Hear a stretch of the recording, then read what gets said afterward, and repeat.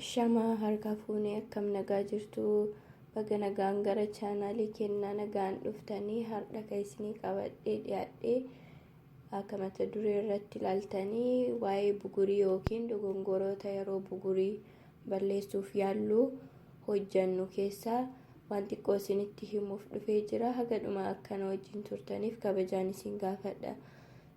Dura waa'ee bugurii isinitti haasa'uun dogongora uumtan isinitti himuun dura bugurii lamatu jira yeroo dargaggummaa kan namatti ba'u. Buguriin lammataa immoo yeroo aga dargaggummaan darbellee namoonni gugurdalleen buguriin itti ba'uu danda'a jechuudha.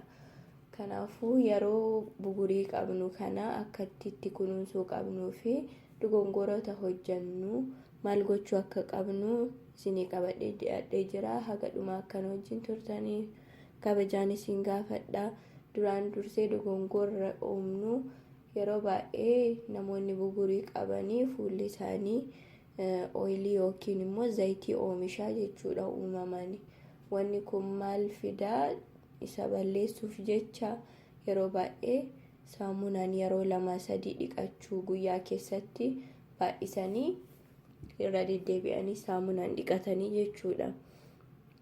Dogoggorri kuni yeroo nama baay'ee irratti mul'ata. Garuu ooyilii isaanii balleessuu irra saamunaan dhiqachuun kuni inuma akka hammaatu gogaan keenya gogee jira jedhee seeliiwwan jiranitti akka himuu fi ooyilii baay'ee akka oomishu isa godha jechuudha.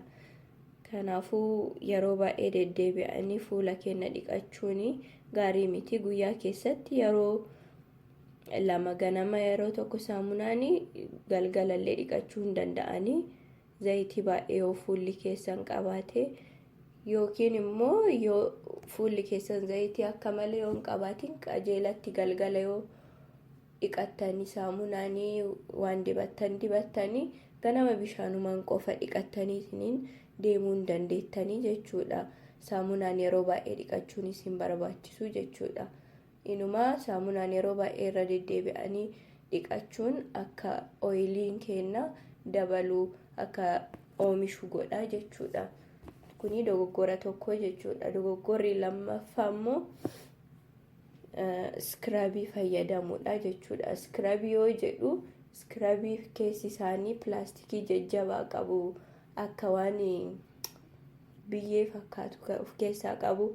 Namoonni fayyadamtan hin beeytanii yoo isa fayyadamnu isa gogaa keenya irratti fuula keenya irratti yeroo riinu akkanatti yoo riinu akka wannaa ta'u baqaqa akka uumu goona jechuudha. Buguriin sun osoo jiru baqaqa biraa uumne jechuudha gogaa keenya irratti. Kanaafuu skrabii osoo fayyadamuu baanne keemikaaliidhaan eksfooliyeet gochuu hin dandeenya fuula keenya jechuudha. Skrabii irraa bakka buusuu waan dandeenyutu jira. Isa irratti viidiyoo biraa akka hojjedhu yoo barbaaddani koomentii irratti naa barreessa. Ka sadaffaa immoo dogoggorri uumnu yeroo baay'ee waan mataa keenya irratti dibannu qibaatii fa'a mataa keenya yoo gadhiifnee jennu fuula keenya irra dhufuu danda'a. Wanni mataa keenya irra dibanne kuni fuula keenyaaf gaarii ta'uu dhabuu danda'a jechuudha. Haga danda'amaa ta'een mataa keenya fuula keenya irraa achi osoo qabsiifnee yookiin immoo shaashii nama hin fayyadamne yoo ta'e immoo haga danda'amaa ta'een mataa keessan rifeensa keessan fuula keessan irraa osoo fageessitanii isiniin jedha jechuudha. Ka afuraffaa immoo tiraasii carqii keessanii yoo dandeettan guyyaan osoo jijjiirtanii. Yoo akkana dubbatamu waan na ulfaatu fakkaachuu danda'a.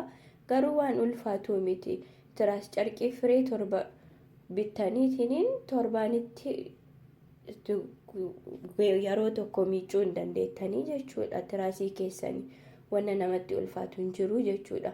Maaliif tiraasiin kun yeroo baay'ee yoo rafnu mataa keenya qibaatiin achirratti darbuu danda'a. Baakteeriyaan garaagaraa achirratti immoo wal horaa jechuudha. Yeroo achirra ciiftan immoo baakteeriyaan sun akka daran hammaatu fuula keessanillee akka hin fayyine isinii godhaa jechuudha. Kabiraa immoo waan argitan dibachuu.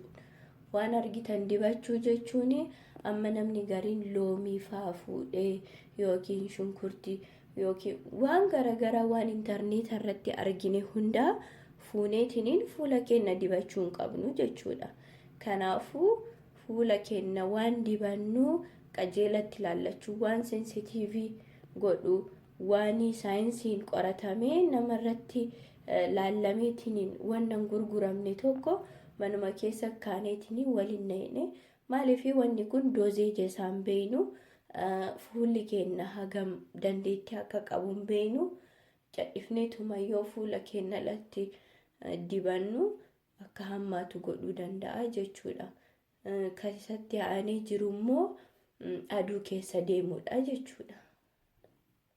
Aduu keessa yoo deemnu maaltu uumama? Wanni kun akka hin fayyine daran baakteeriyaan sun achi keessatti akka horuu fi akka daran gogaan keenya miidhamuudha jechuudha ka godhu aduun. Aduun gogaa keenya miidhuu irratti even dulluma akka dafeetiin namni dulloomu waan godhu keessaayi tokkoffaadha jechuudha. Kanaafuu haga dandeenyeen yoo sanskiriinii argattanii sanskiriinii dibachuu qabdanii, yoo sanskiriiniin argatin immoo xilaa keessan haga dandeettaniin aduu keessa cadhiftaniitiin taa'uu dhabu. Yoo aduu keessa deemtan xilaa qabattanii deemuu hin dandeettanii. Sanskiriinii kan isiniin jedhe immoo warrootni biyya alaa jirtanii wanna baay'ee aksasii baay'ee qabdan sanskiriinii argachuuf, garuu beekumsa dhabuurraa akkanumaan aduu keessa deemna. Kanaafuu please isin kadhadha, wannoota amma isinitti hime kana hunda aga dandeettanii yoo gootanii sanskiriinii immoo sanskiriinii hundaa fuutanii fayyadamuu hin qabdan. Nu amma fuulli keenya gara gurraachaa yookiin magaala kalaa, so sanskiriinii warroonni adii fayyadamanii yoo ka dibannu ta'e fuulli keenya akka malee adii ta'a, waan awwaara dibanne fakkaanna, namni nu dheessuu danda'a jechuudha. Kanaafuu sanskiriinii illee filachuu qabdanii. Sanskiriinii waan isiniin jedheef cadhisanii toora fuutaniitiin sanskiriinii yoo dibattaniif fiizikaalii fi keemikaalii sanskiriinii jira. San keessa immoo keemikaalii yookiin miikschariin ka hojjetame osoo filattaniitiin dibattanii irra bareedaadha. Waa'ee sanskiriinii mata duree tokko godhee viidiyoo isinii hojjechuu hin danda'a. Yeroo biraa viidiyoo biraatiin isinii hojjechuu yaalaa jechuudha. So wannoota kanneen haga dandeettanii yoo gootanii buguriin kun isinirraa hir'achuu danda'a yookiin immoo guutuma balleessuu iyyuu dandeettanii jechuudha. Kanaafuu wannoota amma isinii lafa kaa'e kanniini osoo qajeelatti eeggattanii isiniin jedha. Yoo viidiyoo kana dhaggeeffatanii yookiin laaltanii itti gammaddanii like gochuudhaanii hamilee nuu kennaa. Nama biraa immoo hin fayyada yoo jettanii amantanii share godhaa fi haga dhumaa waan na wajjin turtaniif galatooma. Subscribe godhaa. Nagaan naa tura.